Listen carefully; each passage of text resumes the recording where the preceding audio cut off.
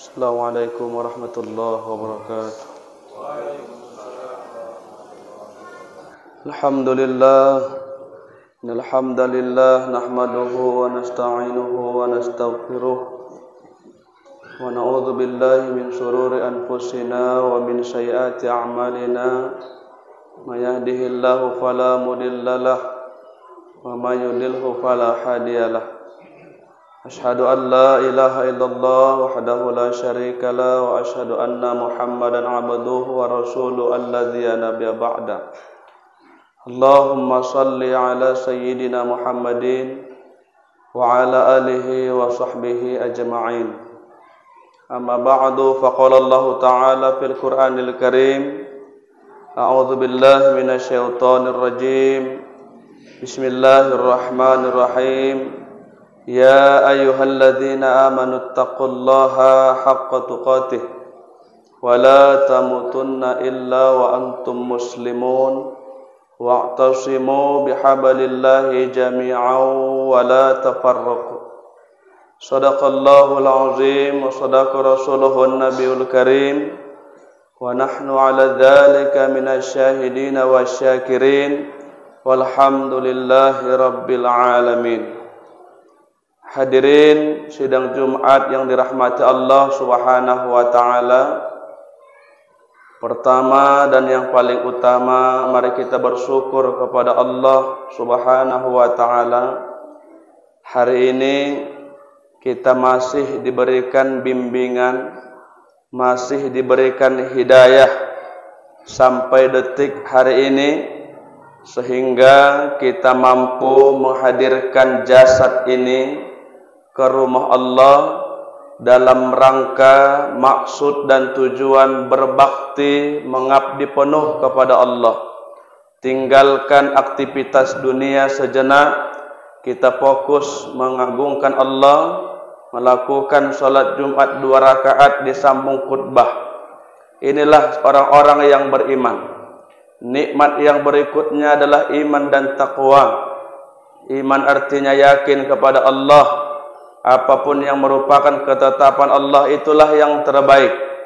Salawat berangkai salam mari sama kita sampaikan kepada Nabi kita yang mulia, baginda Rasulullah Muhammad sallallahu alaihi wasallam. Allahumma salli wa sallim wa barik alaihi. Semoga syafaatnya kita harapkan di yaumil akhir. Amin ya rabbal alamin. Hadirin sidang Jumat yang dirahmati Allah Subhanahu wa taala, sebelum khatib memaparkan materi khutbah di siang hari yang mulia ini, izinkan saya mengajak diri saya pribadi dan keluarga, umumnya kepada hadirin bapak-bapak yang hadir, mari sama-sama kita bertakwa kepada Allah Subhanahu wa taala. Takwa dalam arti singkat, melaksanakan seluruh perintah Allah, baik dari lahir sampai mati harus patuh kepada Allah. Yang kedua, mampu mengekang hawa nafsu kita, menjauhkan diri kita dari perbuatan-perbuatan bejat, dari perbuatan-perbuatan maksiat, ataupun hal sesuatu yang dibenci oleh Allah Subhanahu wa taala. Inilah arti takwa. Hadirin yang dirahmati Allah Subhanahu wa taala, Allah berfirman dalam Al-Qur'an, "Wa tazawwadu fa inna khairuz zadi taqwa." Berbekallah kalian wahai manusia, dengan sebaik-baik bekal adalah takwa. Kalau hari ini kita mati modalkan iman, masih mendapat azab kubur. Sebab di dalam kubur iman kita diperiksa Allah. Ma rabbuka? Siapa Tuhan yang kau sembah dari kau lahir sampai mati? Aturan siapa yang kau ikut? Mau siapa yang kau buat? Hari ini kita banyak orang yang sehat, tapi asik hidupnya berbuat maksiat. Kenapa? Karena dia menuruti maunya. Orang beriman tidak demikian. Orang beriman yang kita ikuti maunya Allah. Kata Allah, makanan itu harus dua syaratnya. Yang pertama halal, yang kedua thayyib. Harus ikut maunya Allah supaya selamat. Inilah orang-orang yang beriman. Hadirin yang dirahmati Allah Subhanahu wa taala, man nabiyuka? Ditanya lagi dalam kubur, siapa nabi yang kau ikut? Kita masuk kamar mandi pakai sunnah Rasul atau suka hati kita? Kita makan semau kita atau ikut aturan Nabi Muhammad sallallahu alaihi wasallam? Berpakaian bagaimana kita? Di luar sholat, di jalanan kita masih buka aurat atau bagaimana? Ini ditanya. Inilah iman itu. Kalau iman kita baik di dunia, insya Allah ini akan mampu kita jawab. Kan sering kita lihat di talqin-talqin mayit. Seorang Bilal mayit ketika orang yang meninggal dimasukkan ke liang kubur, lantas pusaranya sudah dibentuk, maka ada yang disebut talqin mayit. Sebenarnya hadirin, talqin ini bukan untuk yang mati. Lagi-lagi talqin mayit ini untuk orang yang hidup yang menghantarkan jenazah tersebut. Lihat kalimatnya, hai Fulan bin Fulan, hari ini habislah ketampananmu, habislah kecantikanmu, duniamu kau tinggalkan, harta tidak kau bawa, anakmu tidak kau bawa, hari ini kau masuk alam barzah, merupakan gerbang awal pintu akhirat.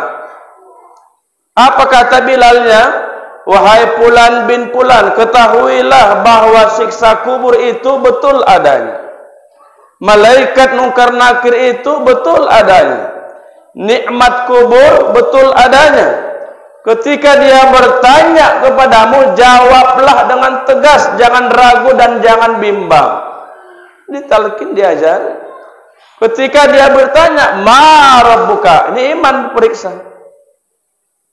Wahai Fulan bin Fulan, kalau dia tanya, ma rabbuka, siapa Tuhanmu yang kau sembah selama hidup? Kalau dia betul-betul imannya lurus, walaupun ada COVID-19 tetap akidahnya lurus, imanku, Tuhanku adalah Allah Subhanahu wa taala. Jangan gara-gara wabah kita menuhankan, menduakan Allah. Takut dia sama COVID-19, mengalahkan takutnya kepada Allah. Ini bahaya, akidahnya luar biasa rusak. Ketika dia bertanya yang kedua, man nabiyuka, siapa nabi yang kau ikut? Tentu Nabi Muhammad sallallahu alaihi wasallam. Kita sering memperingati Maulid Nabi Muhammad, menjelaskan Siratun Nabawiyah. Adapun sekelompok orang muslim yang mengatakan Maulid bid'ah, enggak urusan kita, tetap kita jalur. Enggak urus sama kita. Mau dibilang kita ahli neraka, enggak urus. Hadirin yang dirahmati Allah, mencintai Nabi tidak butuh dalil. Mencintai Nabi enggak usah pakai dalil, sah. Ada yang cinta Nabi dengan salawatnya, silahkan. Ada yang cinta Nabi dengan mengadakan maulidnya, silahkan. Ada yang cinta Nabi memelihara janggutnya di bawah, silahkan. Ada yang cinta Nabi isbal, celananya, sarungnya di atas mata kaki, silahkan. Tapi jangan gara-gara beda pendapat khilafiyah kita berdebat, bahkan bermusuhan, bahkan retak padahal satu akidah. Ini yang kita jaga. Masalah kunut nggak usah dibahas. Udah dibahas ulama-ulama kita. Imam Syafi'i, kunut ini merupakan rukun salat. Imam Syafi'i, kan banyak imam yang 3 lagi. Mau pakai kunut silahkan. Mau tidak kunut silahkan, tidak masalah itu. Inilah hari ini kita. Belum lagi negara ini kacau balau hari ini kita. Ini PPKM level 3, kata dicabut lagi hari ini. Wallahu a'lam bishawab. Tak berani mereka. Islam aja yang disudutkan. Mana berani? Buatlah Natal tuh kau geser tanggal Natal. Supaya adil, kita nuntut keadilan di negara ini. Muharram kau pindahkan, enggak ngaruh, tetap kita ngadakan Muharram. Maulid digeser tanggal, enggak ngaruh sama kita, tetap maulidan. Cuman kita tuntut keadilan. Natal kau pindahkanlah. Tahun baru kau geser. Kita lihat aja nanti. Kita ngadu sama Allah, kita nggak punya bintang, kita nggak punya pangkat, kita punya Allah Subhanahu wa taala. Yakin kita. Jadi bersatu umat Islam. Hadirin yang dirahmati Allah Subhanahu wa taala, dalam mimbar yang mulia ini saya menyampaikan sebuah hadis Rasulullah yang disampaikan oleh, yang diriwayatkan Sahal bin Sa'ad. Kata Nabi, suatu hari malaikat Jibril datang menghampiri saya. Lalu Jibril berpesan kepada Rasulullah. Ada 3 pesan Jibril hadirin kepada baginda Nabi Muhammad sallallahu alaihi wasallam. Jadi yang mengatakan, yang memberikan pesan ini malaikat tak berdosa. Yang menyampaikan, yang disampaikan pesan ini kepada baginda Nabi Muhammad tanpa dosa al-maksum, terpelihara dari dosa. Kalaulah perintah ini ditujukan untuk Nabi Muhammad, tentu berlaku bagi kita umat Nabi akhir zaman. Ini rumusnya. Ada 3 pesan Jibril. Inilah tema kita pada siang hari ini. Mudah-mudahan setelah diuraikan, mari sama-sama kita amalkan. Jangan hanya didengarkan, jangan hanya dihafal, tapi diaplikasikan dalam hidup dan kehidupan kita. Apa kata Jibril? Ya Rasulullah, isma syi'ta fa innaka mayyitun. Ini satu pesannya. Ya Rasulullah, hiduplah sesuka hatimu, tapi ingat kau akan mati. Berlaku untuk kita nasihat ini, karena kita makhluk hidup. Jadi hadirin bapak-bapak yang dirahmati Allah, jamaah salat Jumat, hidup sesuka hati. Terserah. Tapi ingat, akhir daripada hidup adalah mati. Allah sudah vonis dalam Quran. Kullu nafsin dha'iqatul maut. Setiap makhluk yang bernyawa pasti mati. Dan kita hari ini bernyawa. Kalau enggak bernyawa enggak sampai ke masjid. Punya nyawa kita hari ini. Jadi masalahnya bukan mati yang dipermasalahkan, karena udah pasti. Hal-hal yang pasti jangan jadi masalah. Yang jadi masalah yang belum pasti. Kalau mati kita hari ini, bagaimana nasib di kubur? Ini yang kita bahas hari ini. Hadirin yang dirahmati Allah Subhanahu wa taala, sesungguhnya kata Allah, orang yang mati itu bukanlah mati. Banyak hari ini sekelompok Islam atau orang-orang awam, mereka pikir yang udah mati, mati selesai. Ternyata belum, tambah parah lagi masalah. Yang dikubur hari ini, yang di pemakaman itu bukan mati orang itu, hidup. 3 buktinya kata Rasul dalam kitab Tazkirah jilid 1 yang ditulis Imam Samsudi Al-Qurtubi. Mana buktinya bahwasannya yang dikubur itu hidup? Pertama, kata Nabi, kalau kalian menghadiri atau melakukan ziarah kubur, minimal ucapkan salam. Berarti dengar. Ini sudah mencerdaskan akal kita. Kalau mati, macam kayu ini nggak bisa bercakap. Kalau batu nggak bisa ngomong. Apa diperintahkan salam sama batu? Apa diperintahkan mengucapkan salam di air, di danau, di laut? Tapi kata Nabi, kalau masuk kuburan, pemakaman, ucapkan assalamualaikum ya ahlal kubur. Berarti dengar, kita bakalan masuk ke sana. Anak-anak muda jangan banyak tingkah kalian. Harus istiqomah, hijrah totalitas. Karena perjalanan masih panjang hadirin. Pertama alam ruh, yang kedua alam rahim, ketiga alam dunia, ini lagi kita. 4 alam barzah, 5 yaumil mahsyar, 6 mizan, 7 hisab, 8 sirat jembatan, barulah surga neraka. Masih panjang perjalanan kita. Kita baru lewati alam ruh, alam kandungan, alam dunia, baru 3 alam hadirin. Ada 5 alam lagi yang akan kita lalui. Di kubur nggak bisa sholat, jangan menghayal kita. Ini terakhir sholat. Ini alam terakhir beramal. Di kubur nggak bisa ngaji. Di sana tinggal finalnya aja. Berapa derajat iman, diperiksa iman kita. Siapa yang tak beriman dipukul.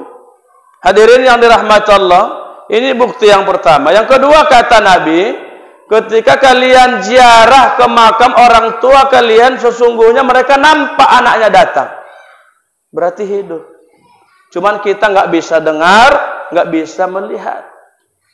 Inilah hadirin. Yang ketiga, kata baginda Rasul, kalau masuk ke pemakaman, lepaskan sendal. Jangan kau pakai ke dalam. Khawatir menyakiti Suara terompahmu, suara kakimu itu menyakiti mereka yang di alam kubur. Berarti dengar.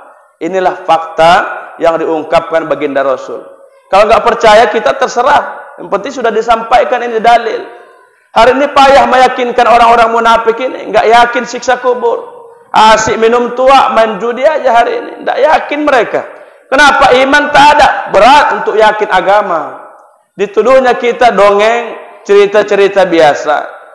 Bagi yang paham, yang mengerti, alhamdulillah, selamat kita.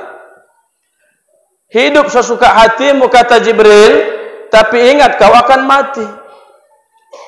Dalam surah Al-Mulk ayat 2, Alladzi khalaqal mauta wal hayah liyabluwakum ayyukum ahsanu amala.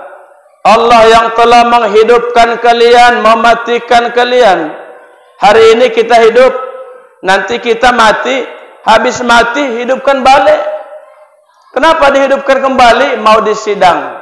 Yaumil mahsyar, hari perkumpulan. Disitulah amalnya akan diperiksa. Di dalam kubur imannya diperiksa. Di hari kiamat amalnya diperiksa. Surah Yasin ayat 65 kata Allah, Al-yawma nakhtimu ala afwahihim wa tukallimuna aydihim wa tashhadu arjuluhum bima kanu yaksibun. Mau apa kita, kata Allah? Nanti di hari kiamat, di yaumil mahsyar, kami kunci mulut mereka, kata Allah. Siapa yang bicara? Cuman dua anggota tubuh, kata Allah. Yang pertama, tangan mereka. Jadi tangan ini nggak bisa cakap hari ini. Coba kita tanya, apa kabar tangan nggak bisa ngomong, tapi dia merekam. Kaki merekam. Apa nanti yang dibuat oleh tangan, kaki yang melangkah ngawur-ngawur akan dilaporkan di hadapan Allah. Kan gawat kita ini. Tangan bicara, kata Allah. Nanti buka surah Yasin ayat 65 itu. Kaki yang bicara, kata Allah. Mulutnya tutup, memberikan kesaksian. Dalam tafsir Ibnu Katsir, kenapa tangan dan kaki yang bicara? Karena ini pelaku dosa, hadirin. Nggak bisa kau berzina, nggak punya tangan, nggak punya kaki. Mustahil bisa berzina. Ini logikanya. Nggak bisa kau minum khamar kalau nggak punya tangan. Bagaimana nggak tua tuh khamar tuh? Nggak bisa tangan. Nggak bisa hisap narkoba, nggak punya jari, nggak punya tangan. Tapi yakin nanti kita akan dilaporkan sama dua organ ini, hadirin. Jadi untuk itu, buat tangan ini sedekah. Jangan ambil yang bukan hak. Buat dia sedekah. Kaki kita pun langkahkan majelis taklim. Ada tuan guru Ustaz Somad hadir. Sempatkan waktu. Ini saksi hadapan Allah. Ada kajian di masjid kita, hadir. Nanti kaki akan melapor kita. Insya Allah. Hadirin yang dirahmati Allah. Ini yang pertama. Yang kedua, pesan Jibril kepada baginda Rasul. Ya Rasulullah, cintailah wahbib maksita fa innaka mufarikuhu. Ya Rasulullah, kata Jibril, cintailah apa saja yang kau cintai. Cintai anakmu, silahkan. Cintai hartamu, silahkan. Cintai pangkat jabatan, silahkan. Tapi ingat ya Rasulullah, kau akan berpisah kepada orang yang kau cintai. Ini dalam maknanya. Hari ini berapa ribu orang yang budak dunia? Berapa orang nggak Jumatan hari ini? Kenapa? Otaknya duit. Otaknya kan kali-kalinya uang aja. Kalau aku Jumatan, hilang. Ini masalah. Nauzubillahi min dzalik. Padahal rezeki itu sudah digariskan. Cintailah apapun kau cintai. Anak cintai, mobil mewah silahkan. Yang punya rumah ratusan miliaran, cintailah itu. Tapi ingat, kata Jibril, kau akan berpisah dengannya. Mau apa kita hari ini? Kalau udah banyak buktinya, yang mati itu hari ini nggak bisa bawa mobil ke kuburan. Ada dia cincinnya emas, harus dibuka.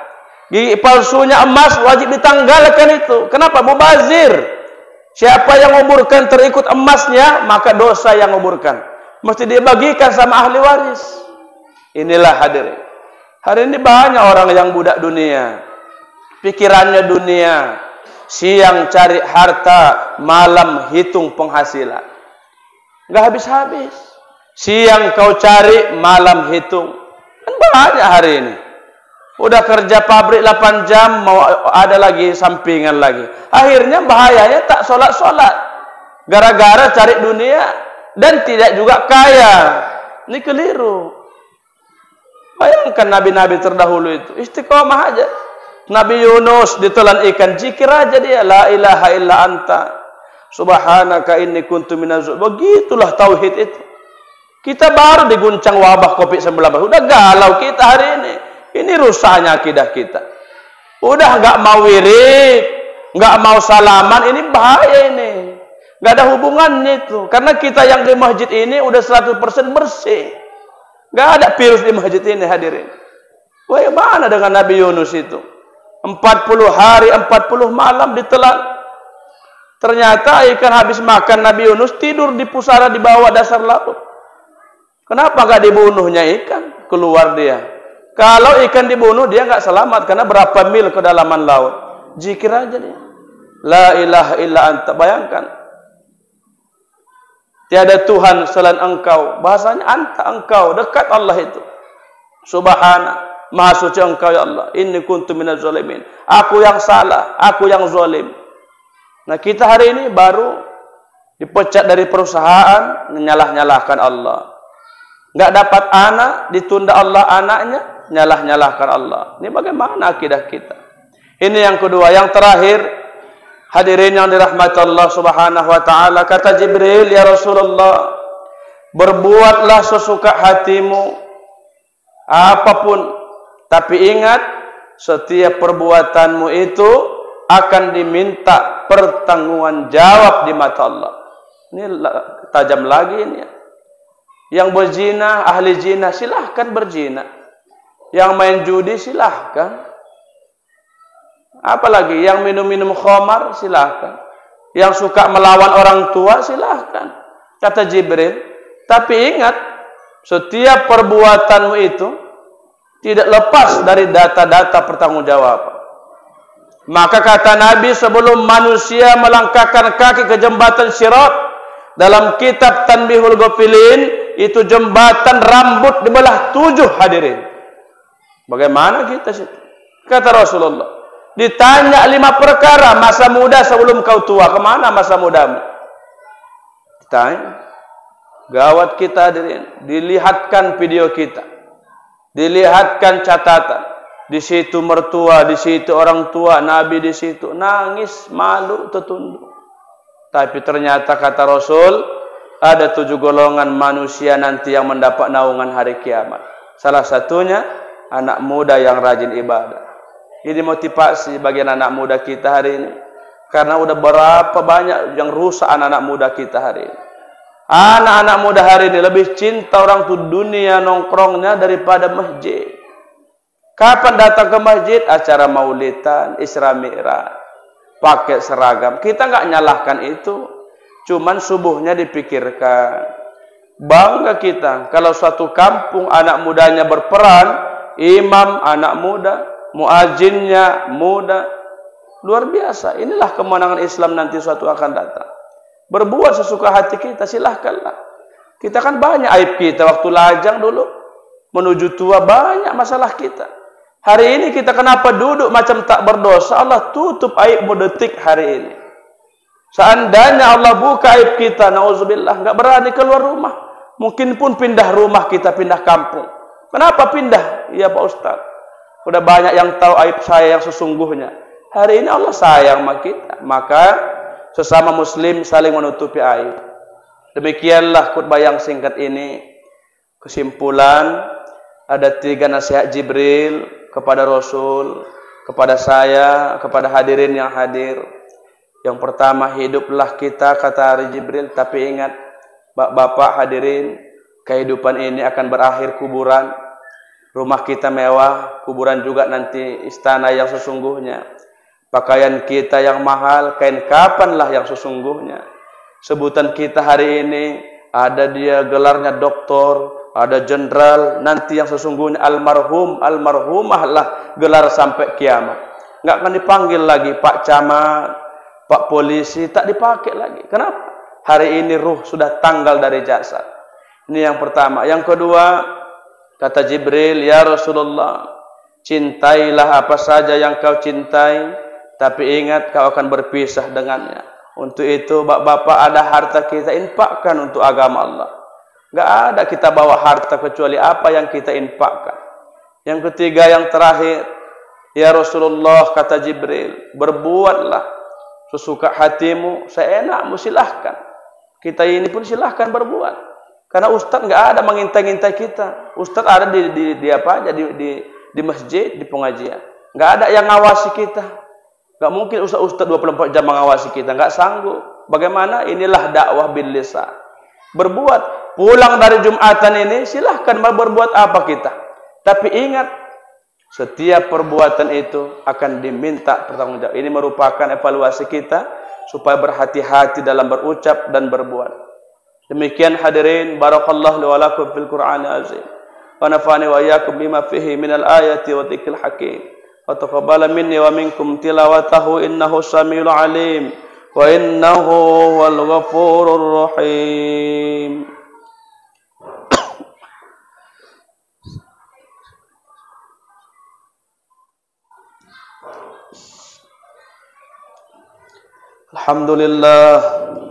Alhamdulillahi rabbil alamin. Alhamdulillahi wal kafa wa salatu wassalamu ala habibil mustafa wa ala alihi wa sahbihi ahli tuqa wal wafa. Subhanaka la ilma lana illa ma 'allamtana innaka antal alimul hakim.